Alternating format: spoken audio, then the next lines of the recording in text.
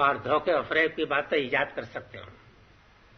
تو فرمایا کہ ان میں امی بھی ہیں جو نہیں سمجھتے ہیں اپنی کتاب کو مگر اپنی آرزوؤں کا مجموعہ.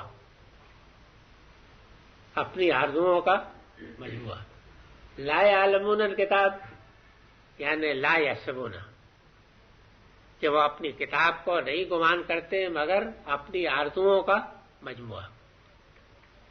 اپنی آرزوؤں کا مجموعہ سے مطلب یہ ہے کہ وہ سمجھتے ہیں کہ اس میں ذمہ داری تو ان کے اوپر کوئی نہیں ہے، البتہ افضال عنایات اور سب اس میں درج ہیں کہ بنی اسرائیل کے لیے یوں ہے، آسمان پر یوں ہے، زمین پر یوں ہے، ان کے یہ درجے، ان کے یہ مقام ہیں، وہ یہ چیزیں.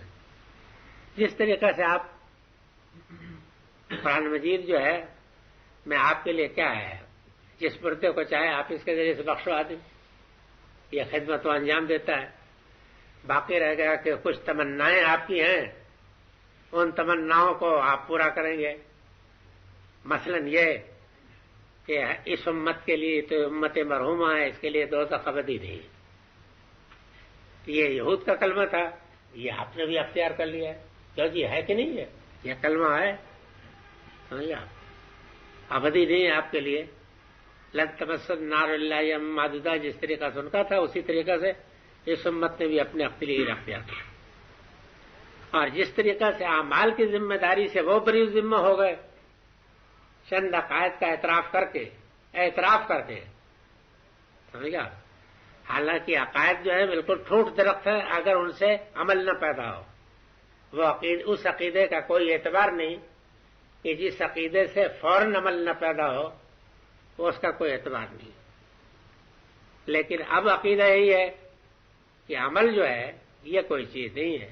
سمجھ گیا. اصل چیز تو یہ ہے کہ آدمی اگر اقرار کرتا ہے قیامت کا، اللہ کی توحید کا، تو پھر اس کے بعد وہ مسلمان ہے. اور جب مسلمان ہے تو جنت تو اس کے باپ آدم کی میراث ہے، پھر وہ کون اسے چھین سکتا ہے؟ یہ مانتے نا. تو یہ عجیب بات ہے کہ ان کے ہاں تو اللہ میاں نے بتایا کہ امیوں کا یہ عقیدہ تھا. ہمارے یہاں یہ علماء کا بھی عقیدہ ہے. سمجھا. امیون لا یعلمون الکتاب الا معنی کہ وہ نہیں سمجھتے اپنی کتاب کو مگر اپنی آرزوؤں کا مجموعہ. ان کی آرزوؤں کا مجموعہ اسی سورہ میں بڑی تفصیل کے ساتھ بیان ہوا ہے. کیا کیا آرزویں جھوٹی ممکن ہے کہ آگے آئے. انہم الا یظنون، حالانکہ ان آرزوؤں کی کوئی بنیاد نہیں، محض اٹکل پچو باتیں ہیں. ہوائی قلعے تعمیر کیے جا رہے ہیں، خالی جنت میں یہ زندگی بسر کر رہے ہیں، پاگل ہیں بالکل. فویل للذین یکتبون الکتاب بایدیہم، ہلاکی ہے ان لوگوں کے لیے کہ جو شریعت تصنیف کرتے ہیں اپنے ہاتھوں اور پھر دعویٰ یہ کرتے ہیں کہ اللہ کی طرف سے، تاکہ اس کے ذریعے سے دنیا کی زندگی کا نفع قلیل کما لیں. سمجھ گیا. فویل لہم مما کتبت ایدیہم، تو ہلاکی ہے ان کے لیے اس چیز کے سبب سے بھی جو انہوں نے لکھی، اور ہلاکی ہے ان کے لیے اس چیز کے سبب سے بھی جو وہ کمائی کر رہے ہیں. یعنی مطلب یہ ہے کہ یہ شریعت تو خدا کی اتاری ہوئی ہے نا، یہ تو اپنے سے خود بنائی گئی ہے نا، خود انہوں نے بنائی ہے. تو فرمایا کہ ان لوگوں کے لیے ہلاکی ہے جو کتاب لکھتے ہیں. کتاب سے مطلب یہاں شریعت، کتاب شریعت کے معنی میں، قانون کے معنی میں، کسی عام حکم کے معنی میں، ان تمام معنوں میں آیا ہے.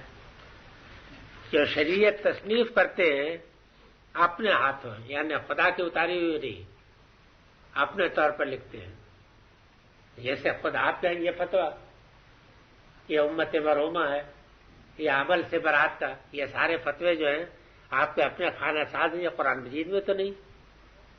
سمجھ گیا. اس کی وجہ ہے کہ قرآن مجید کو تو کبھی کوئی غور سے پڑھنے کی توفیق پاتا نہیں. اس کو تو جہاں انہوں نے کھولا فوراً نیند آتی انہیں. تو اب یہ ہے کہ اس میں جو کچھ لکھا ہے اس کی تو ان کو خبر نہیں ہوتی.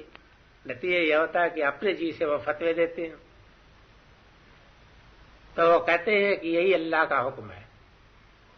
اور اس کا جو منکر ہے وہ حقیقت میں کیا ہے، وہ مرجئی ہے اور کیا ہے کیا کیا القاب انہوں نے ایجاد کر رکھے ہیں۔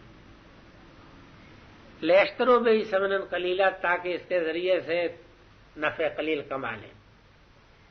نفع قلیل اس وجہ سے کہ دنیا کے بڑا سے بڑا نفع بھی نفع قلیل ہی ہے، سمجھ گیا؟ یہاں کوئی کچھ ہی کر ڈالے، لیکن جو کچھ بھی کرے گا چند سالوں کی زندگی کے لیے تو کرے گا، اس کے بعد تو کچھ نہیں ہے۔ تو دنیا کی بڑا سے بڑا نفع، بڑی سے بڑی کامیابی جو ہے وہ نفع قلیل ہی ہے۔ لیشتروا به ثمنا قلیلا فویل لهم مما کتبت ایدیہم، یہ آپ کو یاد رکھنا چاہیے کہ اشترا کا لفظ جو ہے بیع و شراء دونوں معنوں میں آتا ہے۔ اس کی وجہ یہ ہے کہ جب دنیا میں بارٹر سسٹم جاری تھا تب تو ایک ہی چیز ثمن بھی تھی اور ایک ہی چیز مبی، ایک چیز ہی ایک مبی بھی ہوتی تھی اور وہی ثمن بھی بنتی تھی، دونوں میں کوئی خاص فرق نہیں ہوتا تھا۔ تو اس وجہ سے اشترا کا لفظ جو ہے پریفر کرنے کے معنی میں، ترجیح دینے کے معنی میں اصل میں بھی آتا ہے، اس کو ترجیح دیا آپ نے۔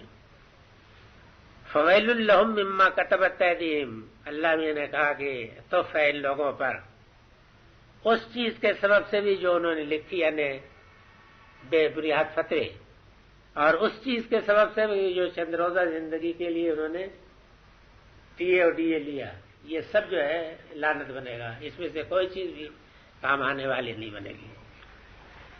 وقالوا لن تمسنا النار الا ایاما معدودا وقل اتخذتم من دون الله عهدا فلن يخلف الله وعده ام تقولون على الله ما لا تعلمون۔ یہ گریجویل ڈیولپمنٹ ہے، تدریجی ارتقاء ہو رہا ہے، امانی کی وضاحت ہو رہی ہے۔ اور وہ کہتے ہیں کہ ہمیں تو آگ نہیں چھوئے گی مگر گنتی کے چند دن، سمجھے آپ؟ یعنی خلود نہیں ہے۔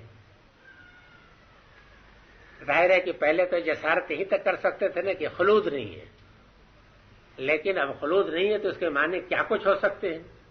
اس کے معنی یہ ہے کہ اللہ میاں چھدا اتارنے کے لیے کچھ کہیں سے کوئی آنچ کا ایک جھونکا بھیج دیں گے اور اس کے بعد کہیں گے بس ہمارے ابراہیم کی اولاد ہے، ان کو کچھ نہ کوئی جانے دو، ان کو جنت میں بھیج دو۔ تو فرمایا کہ ہمیں تو گنتی کی چند دن چھوئے گی۔ قل اتخذتم من دون اللہ عہدا، ان لال بجکڑوں سے پوچھو کہ کیا اللہ تعالیٰ سے تم نے کوئی اقرار لے لیا ہے اور وہ اللہ اپنے اس اقرار کے خلاف ورزی نہیں کرے گا؟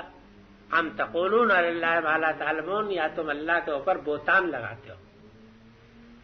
قول علی اللہ، بہتان لگانا، اللہ کے اوپر بات وہ کہتے ہو کہ جو اس نے نہیں کہی ہے، یعنی بہتان لگانا، اس کا ترجمہ ہونا چاہیے۔ اس کے بعد تیب کا بند آ گیا، بلا من کسب سیئۃ وعاتت بہ خطیئۃ فاولئک اصحاب النار هم فیہا خالدون۔ آ رہی ہے نا یہ ٹیپ کا بند جو ہے پوری تدریج کے ساتھ آ رہا ہے نا، ایک ایک جرائم بیان کرنے کے بعد پہرے کے بعد پھر یہ اصل حقیقت کی طرف توجہ دلائی جاتی ہے۔ لوگ کہتے ہیں قرآن میں نظم نہیں، اگر قرآن سے زیادہ کوئی کتاب دنیا میں منظم ہو تو وہ لائیے میرے سامنے۔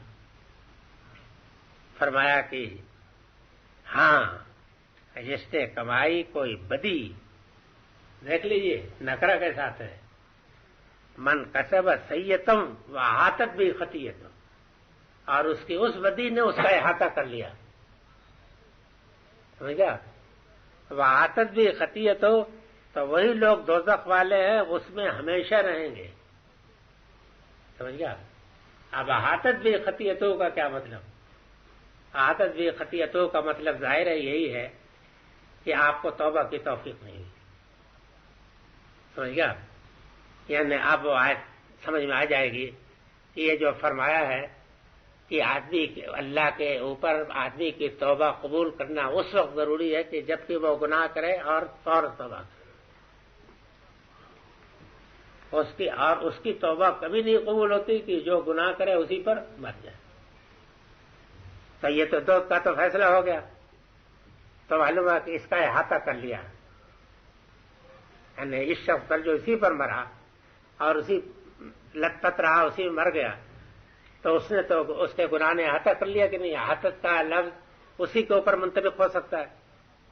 باقی رہ گیا کہ جو لوٹ ووٹ کر کے اٹھ گیا تو اس کا گناہ نے اس کے احاطہ نہیں کیا. اب رہ گئی ہے کہ بیچ میں ایک چیز اور رہ گئی، وہ یہ ہے کہ فرض کر لیجیے کہ ایک شخص نے اپنی زندگی میں بہت سا حصہ گزارا ہے تھا، لیکن بہرحال مرنے سے بہت پہلے اس نے توبہ اصلاح بھی کر لی.